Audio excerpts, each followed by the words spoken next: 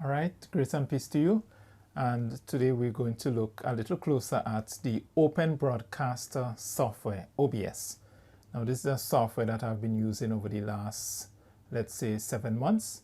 We're in 2021, and during the time of the coronavirus pandemic, when it started in March 2020, this is a software that I started using primarily for recording as well as streaming on Facebook. I've tried it with YouTube as well. Now, if you haven't gotten this software as yet, you can download it at obsproject.com. So let's get right into it. Here I'm going to open this software. It's a free software. This is one option that you have if you're interested in streaming your videos live online. And this is how the interface will appear. Now, there are different options that you have in determining how you want this to be displayed. But this is my favorite option. It's the default option. There are different panels here: scenes, sources, audio mixer, scene transitions, and controls. And each of them fulfill particular purposes. But what I want to show you is what I have been doing. My method, the different ways in which I get my streaming done on Saturday nights. When OBS is opened, there is typically nothing on the scenes, nothing on the sources, and you may also have nothing on the audio mixer.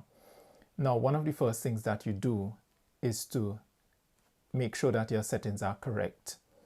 And I'm just going to point out the exact settings that I use for my streaming as well as my recording. This is how my general settings look. There are a few things that are ticked, a few things that are not ticked. Nothing has changed. I did not change anything in the general settings. Everything remains the same as it was installed. On the stream, as you can see, I use Facebook Live as my streaming platform. But these are the different possibilities that you have: Twitch, YouTube, Facebook, Restream, Twitter, Periscope, and you can also customize your streaming. So this is basically where you put your stream key, which can be found if you're streaming on Facebook. You can access your stream key from your Facebook account when you select the option to go live. Now, output, these are my settings. And these are my recording settings. Of course, you decide where your recording will end up when it is finished. All right. And this is the bit rate. All of this is based upon what was recommended to me online. Of course, these can change over time based upon your exact internet connection speed and the type of computer that you're using. This is my audio setting, 160 audio bit rate, and that is based upon, this is of course the advanced mode, output advanced mode. Audio, you see, and these are red because no device has been selected. Currently, I'm not using OBS to do this recording, so the mic is not connected at this point. For video, here's where you decide the output of your video as well as the canvas resolution. So right now I'm using 1280 by 720. That is reasonably good. It still gives good quality when it is streamed on Facebook. Hotkeys. In relation to hotkeys, I use hotkeys primarily when I'm doing slideshows. And of course, there's the advanced tab. This is based upon the default settings. So I've taken you through my exact settings in OBS that I use. Now it's time for us to set up a new scene. So let me take you to this side of the panel. And there is this add icon. I select it. I can name my scene. In this case, I want to name it a face capture, because I want this scene to be the one that captures my face. We are going to do a little setup for the purposes of broadcasting, and I want a scene that focuses on me. So I call this face capture so that I can easily identify it. As you can see, I have a list of scenes that have been opened already and that have elements in them. But now I'm creating a new one, face capture. And for each scene, I have to add sources. Now the sources section deals with what exactly you want people to see and hear. So you may have a picture, you may have a background, you may want your live video, a video of yourself to be streamed. You may want a recorded video streamed. All right, and you may also want audio to be heard on the other end. So it is in sources that we go to make those adjustments, to make those additions. Once again, here is the add button, and I'm going to use video capture as my first source. I want to bring in my camera, so I'm going to bring in my camera so that you can see my face. All right, so I can name this webcam. I'm using the webcam on my computer. It's very poor quality. All right, and you see it displayed there. All right, there it is. So I'm going to select it here, use HD user facing, and select OK. So there we go. As you can see behind me, there's a green screen, and we're going to make an adjustment to this so that my face becomes the focus. All right, so you may be asking, how do I get rid of the edges to make it only a green background? So I'm just going to show you how you do this. You select Alt, you click Alt, and you select whichever end you want to reduce, in this case. All right, so there we go. And I want to bring in this other end, and I want to reduce the top a bit. All right, so there you go. Here I am with a green background to which I can make adjustments to, and there isn't all the other things by the sides and at the top that are totally irrelevant to this video. So what is my next step? As you can see, there's a black background. So there's the video capture of me with a green background, but outside of that, I'm surrounded with black. Now I can decide to import an image. So let me show you how that is done. I go back to sources. I select add image. Okay, and let me search for an image here. All right, so I want this very nice looking image in the back. Okay, so you'll notice that it is in fact over my face, over the video capture. So in order to get it behind me, I simply select the image under sources, and I use these arrows. In this case, move down, and there it is behind me. But it's only occupying a portion of the screen. I want it to occupy the entire screen. So as it is outlined in red, I select one end and I drag it until it fills up the entire screen. All right, so there you go. I have a background. It's no longer black, but it is this beautiful bluish color. That's a grunge in the black, a bluish grunge. Now I can use this as the image that the viewers will be seeing without any adjustments whatsoever. All right, so at this point, or I may decide, well, I want this green to disappear. Because there's a green screen behind me, I can do a chroma key. So let me show you how that is done. I go to webcam, which is the camera, the video capture device that I selected and added. And here we have filters. Effects filters. I'm going to add an effects filter and chroma key. All right, don't need to rename that. And there we go. The picture will be back to its original size. The video capture will be back to its original size. But you see, my background has been grayed out. These are the buttons that I can use, the sliders, to make adjustments to my chroma key to ensure that the picture is perfect. But let's leave it as it is and click close. All right. So this is not too bad. Of course, there's much to be done still. But here I now have a picture as my background. I have a picture as my background. And you're no longer seeing the green. Adjustments can be made to the top here and so forth. This is something that you have to play around with. All right. So this is my face capture.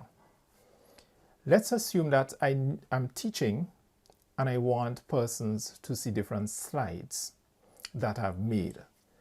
I can create a scene that deals with those slides, only those slides. All right, so I'm going to call this scene Lecture Slides and select OK. So there we have a new scene called Lecture Slides. Now I'm going to add some sources. So there's the add button, image slideshow, because I want to be able to use a key on my keyboard to move from slide to slide, because there may be 5 or 6 or 10 images. So let's get an image slideshow. I can name this Lecture Slideshow. Okay. And this window is very important because we are going to make a simple adjustment here. Instead of slide mode being automatic, we're going to make it manual. And as you can see, we have to use hotkeys to control this slideshow. Everything else remains the same. As we scroll down, we of course keep it at loop, which means when the final slide is finished and we select the hotkey, it goes back to the original and it can go like that. When I say original, I mean the first slide. And here is where we add the images that we want in our slideshow. Add files. And these are some images that I've put together from a Bible study in church. So I select all of them, open, and there we have our slideshow, but it's not completed as yet. It's not completed as yet. So at this point, I click OK, but I cannot navigate. I cannot navigate from slide to slide as it is currently. So what I have to do is to go into Settings, go to Hotkeys, scroll until I get to those slides, that particular slideshow. All right. So where is it?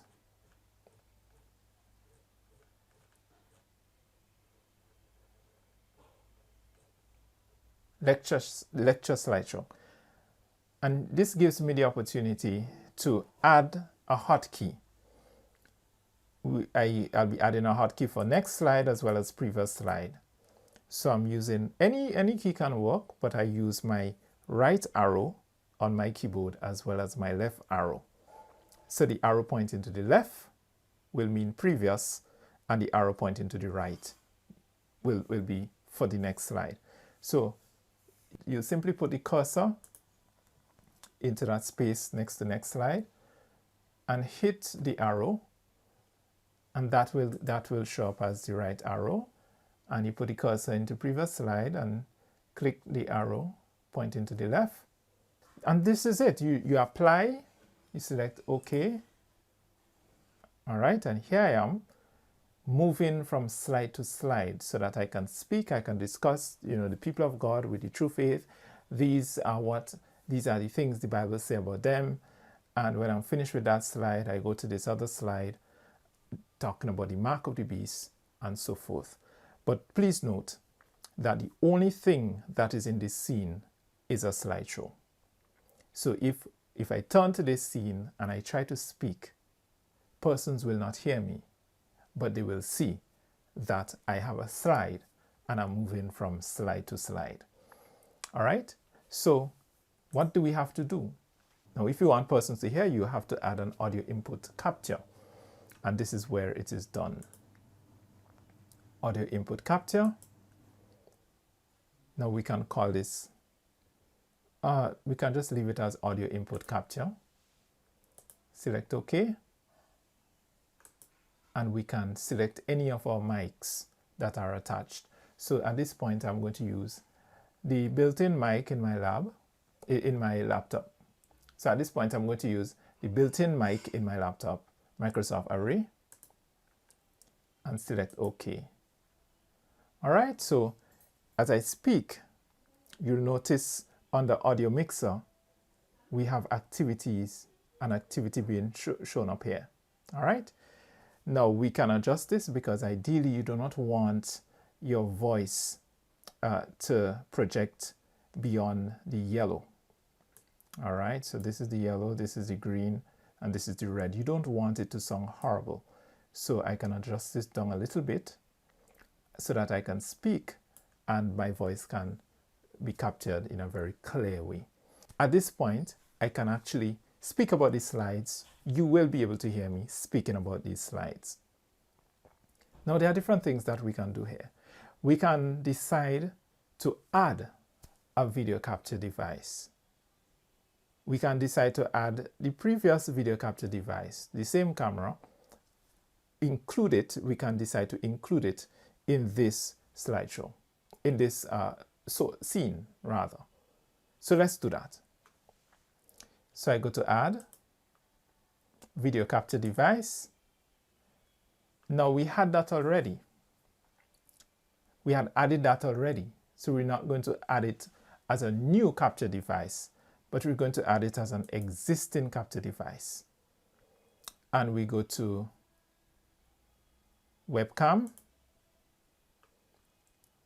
Okay, so there I am. But you will notice that the image that I had in free capture in the background is now different than what I have on the lecture slides, because the slides are now part of my background. But I don't want that because I don't want to block out what is on each slide. So I'm going to make an adjustment to my image. So I can reduce the sides by selecting Alt and drag the sides in on each side. Bring down the top. And I can reduce the size. And I can put it anywhere where there is space. All right, wherever there is space for me to go, I can do that. Of course, this is a slide for which there isn't much space. So let's fix that. This is what I'm going to do. I'm going to reduce this slide so that I get some space to the left. In order to do that, I'm not going to select Alt. I'm simply going to select Lecture Slideshow. Go to one of the red points and drag the slideshow. All right. Of course, I should not make it too small where you cannot see, nor should I make it too big because that will defeat the purpose. So I put it a little bit behind me, smaller. All right. All right, so there we go. I can now speak. I can now speak. You can see me, you can hear me, and you can also see this slide behind me, and I can safely navigate from slide to slide by selecting the left and the right arrows on my keyboard. All right, so this is very simple. Now you may decide, well, I don't want it like that. I want another background instead of black. You just follow the steps that we did under the face capture scene and you will get your background. The next thing, let's assume that you do not have a green screen. Let's assume for a minute that you do not have a green screen, but you're using your natural background. So let me take off this filter. All right, so let's assume that you're using your natural background. Okay, you can adjust your picture. You can leave it like this, or you can adjust it to fit wherever you want it to fit as you speak. Okay, so I can put this to the side and I can bring the slideshow down a little bit and I can speak like that, or I can pull in. All right, let's pull in a background so that there's no black behind me. So I go to add here again, image. Okay, now I have some images added already. If you don't, you of course go to create new and you navigate to find your image. You browse to find whatever image that you have. But in this case, I want to add an existing image that I've added to OBS before. Okay, so let's say I'm going to add USA. All right, so there I have an image with "We the People." So I'm going to reduce it. You notice that it is overlaid above everything else. So because it is stacked on top of my sources. So I select it and I move it down. All right, so there we go. This looks very beautiful. So at this point, I can navigate and speak, and you have a beautiful background. All right, just make a slight adjustment here. All right. Okay. So I can navigate. You play around with it a little bit until you get it right. So I can still navigate. Talk about true godliness. What is true godliness? I can talk about the so-called more exalted system of religious faith, the people of God, with the true faith, what they will be like, all right, and the mark of the beast, what it is all about, with my natural background behind me, assuming that you do not have a green screen. So this brings a wrap to what I wanted to share with you on OBS. I will be making some additional videos by God's grace on different aspects of OBS so that you get an understanding of how things are done in OBS. I'm not an expert, but I'll just share what I know. All right, so grace and peace, and may God bless you.